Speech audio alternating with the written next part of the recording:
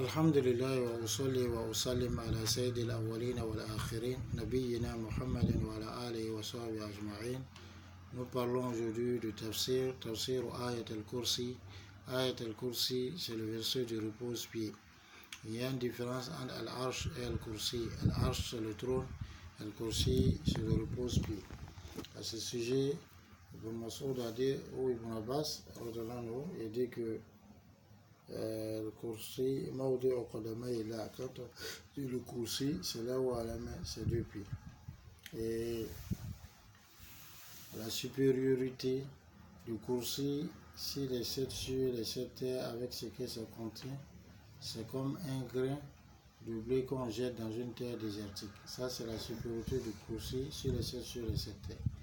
Mais la supériorité de la arche, le trône sur le Kursi, qui est le repose-pied, c'est comme la supériorité des 7 terres désertiques sur le grain qu'on a jeté dedans. Et donc, le arche est très énorme. Ayat al-Kursi, Fadluha, quelle est son importance? Il a été rapporté de Ubay ibn Ka'b anhu que Rasulullah sallallahu alayhi wa sallam lui a demandé Ayu ayatin fi kitabillahi a'zam, lequel des versets du livre d'Allah est le plus grand? Fakultu Allah wa rasuluhu a'lam, j'ai dit c'est Allah et son messager qui sont les plus savants. Faraddadaha miraran, il a répété la question. Fakultu Allah la ilaha illa huwa al-hayyul qayyum, j'ai dit Allah la ilaha illa huwa al-hayyul qayyum. Il m'a tapé par la poitrine et il m'a dit Liyanik al-ilm ya Abul Munzir. Alors félicite-toi de ton savoir, ô Abul Munzir. La dit c'est rapporté par Muslim. Donc les Sahaba ont compris que ce qu'il y a de plus grand que le Coran aborde, c'est le Tawhid, l'unicité d'Allah.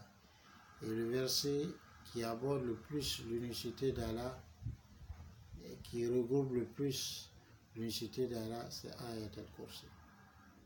Ensuite, le fait donc de lire Ayat al-Kursi, pratiquer, le venu du hadith de Abu Hurairah, lorsque il faisait la garde des aumônes, un djinn est venu à lui et il s'est plaint d'une pauvreté et d'une grande famille et qu'on lui donne un peu de mode. Donc, Abu Hurairah lui a donné. Quand il allait raconter la chose au prophète sallallahu alayhi wa sallam, Rasul a dit sallallahu alayhi wa sallam, c'est un diable, il t'a menti et il va revenir. Donc jusqu'à 2-3 fois, et il a promis à Abu Hurairah de lui montrer quelque chose. Il lui a dit, lorsque tu vas au lit, récite Allah la ilaha illa huwa al-hayyul qayyum jusqu'à la fin du verset. Si tu fais cela, lan yazal Allah alayka hafiza, Allah ne cessera de te garder. Aucun diable ne va t'approcher jusqu'à ce que tu sois au matin. Et quand Abu Hurairah a raconté ce soir à Rasul sallallahu alayhi wa sallam, Rasul dit sallallahu alayhi wa sallam, c'était un menteur, mais ce qu'il a dit, c'est vrai. C'est dit lui-même, son travail, c'est de mentir. Mais cette parole sur Ayat al-Kursi, c'est vrai. De même, après Uqba ibn Amir, le prophète sallallahu alayhi wa sallam a dit Man kara'a dubra kulli salatin maktuba ayat al-kursi lam yamna'u min dukhul al-jannah illa an yamut, rawahu an-Nasa'i fi al-yawm wal-layla wa sahhahahu al-Albani. Uqba ibn Amir dit celui qui récite ayat al-kursi après chaque prière obligatoire, rien ne l'empêche d'entrer au paradis si ce n'est la mort. L'hadith est rapporté par An-Nasa'i et authentifié par Al-Albani. Ensuite, ça c'est celui qui lit la sourate. Aham fawaidiha, les plus grands des joyaux qui sont dans la sourate, dans le verset Ayat al-Kursi, il y a Ar-Rabbu al-Qadariya al-Ulat, il y a la réfutation des convictions et des pensées des Qadariya al-Ghulat invétérés. Ces Qadariya sont des gens donc qui nient la prédestination, qui pensent que l'homme lui-même c'est lui qui crée son destin. Mais on les appelle al-Ghulat. Ceux qui sont al-Ghulat, ce sont ceux qui ont dépassé les bornes, qui eux pensent les invétérés d'entre eux, qui pensent que Allah ne connaît pas les choses jusqu'à ce que ces choses-là surviennent.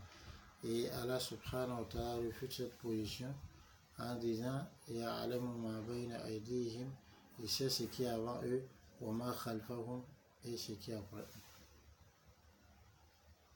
Ensuite, il y a الرد على المعتزلة والخوارج في إثبات الشفاعة فإنهم ينكرون الشفاعة في أهل الكبائر. Il y a le fait donc de réfuter la position des Khawarij et des Mu'tazila dans l'affirmation et l'attestation de l'intercession. Parce que cela nie le fait que Rasulullah sallallahu va intercéder pour les auteurs des péchés capitaux. Et les Khawarij estiment que celui qui commet les péchés capitaux, même si ce n'est pas le shirk, alors il devient mécréant. Le Mu'tazila estime qu'il est entre deux positions, il est dans une position intermédiaire, entre deux positions extrêmes, donc il n'est ni croyant, il n'est ni mécréant. Tout ceci est faux. Ce qui est juste, c'est la voie des gens de la Sunna, qui consiste à dire que si quelqu'un commet un grand péché, tant que ce n'est pas le shirk, alors il reste toujours croyant. Mais un croyant dont la foi est déficitaire, on dit mu'min naqisul iman, un croyant dont la foi est déficitaire. Ou alors mu'min bi iman, il est croyant de par sa foi, ou fasiq, et il est pervers de par kabiratihi, par son grand péché qu'il a commis. Donc mu'min fasiq, c'est un croyant pervers. Ensuite, les Khawarij et les Mu'tazila s'accordent à dire que celui qui rentre, qui meurt, alors qu'il commet le grand péché, lui sera éternisé à l'enfer, ce qui est faux. Rasul sallallahu alayhi wa sallam dit Shafa'ati li ahli al-kaba'ir min ummati. Mon intercession est accordée aux auteurs des péchés capitaux parmi les gens de ma communauté. Et donc celui qui commet les grands péchés, qui meurt sans s'être repenti, il est sûr sous la volonté d'Allah. Si Allah veut, lui pardonne, s'il veut, le châtie. Mais en tout cas, quel que soit ce qu'il aura commis comme péché, s'il n'a pas commis le shirk qui annule son islam, alors il va finir par être éternisé au paradis. Ensuite, إثبات علو الله سبحانه وتعالى أزلا وأبدا. La confirmation de l'élévation d'Allah subhanahu wa ta'ala, fait qu'Allah est élevé sans début et sans fin. Ensuite, aham mawdu'atiha, les plus grands ou bien les plus importants des thèmes abordés par le verset, c'est infiradullahi ta'ala bil uluhiyya, c'est-à-dire la singularité d'Allah subhanahu wa ta'ala par la divinité, c'est-à-dire c'est lui seul qui est digne d'être adoré. Comme Allah lui-même l'a dit, Allahu Allah, la ilaha illahu, point de divinité digne d'être adoré en dehors de lui, al-hayyu, le vivant, al-qayyum, celui qui subsiste par lui-même.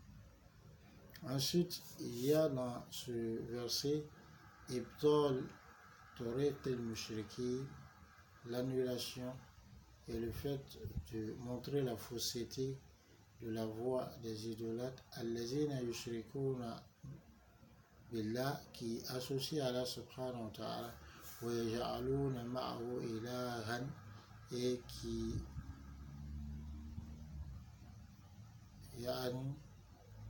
accompagne Allah subhanahu wa ta'ala d'une autre divinité, donc qui adore avec lui une autre divinité, ou bien qui pense, qui estime qu'il y a une autre divinité à adorer avec lui. Et donc tels sont alors ce qui est contenu comme importance, comme point important dans ce verset Ayat al-Kursi. Aujourd'hui, c'est une phase introductive. Inch'Allah, dans les jours à venir, on va faire le tafsir du verset. Assalamu alaikum wa rahmatullah.